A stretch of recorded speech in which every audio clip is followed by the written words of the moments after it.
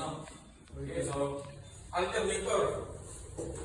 So alternator, usagan ko na siya nga pati sa maintenance pero napuntay ang ngayon buhaton pananglitan kung natay mga additional na mga toppings like backup lights, mga